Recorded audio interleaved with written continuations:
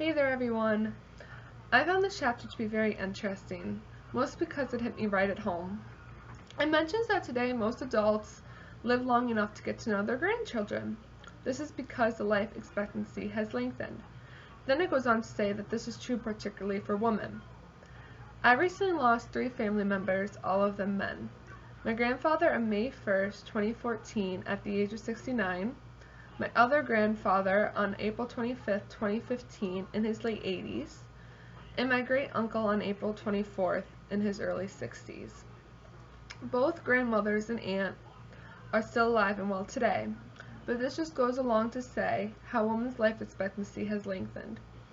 Going back to the fact that people are living longer and grandparents are getting to know their grandchildren, I got to know my great-grandmother well when I was younger. This shows that grandparents are getting to know not only their grandchildren, but their great-grandchildren as well. In the same section, it goes on to mention that most adults have finished raising their children by the time they become grandparents, therefore making grandparenthood a different stage in life. I have to disagree with this statement. My grandmother and grandfather got married at a young age, right out of high school. They had my dad, I believe, either that year or the year after. My grandfather's parents went on to have another child after my grandfather and grandmother got married. The child is the same age as my dad. This is showing that my grandfather's parents were not done parenting once my grandfather moved out, which shows that for them, grandparenthood was not a different stage of life. Along with my grandmother's parents, when she had my dad, her parents were still raising my great-uncle. Another case of this is with some of my parents' great friends. They have 6 children. 2 of them have children of their own. The other 4 are still attending school and living at home. When their 2 older daughters had children, they were not done parenting at home. For them, as well, grandparenthood was not a separate stage. Because of this, they did not want their grandkids referring to them as grandma and grandpa, because they were still taking care of children of their own.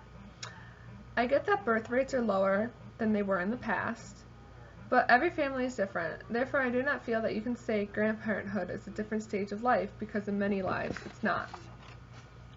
The reading also mentions how disabled older persons are cared for in their homes by family members, rather than in a hospital or nursing home.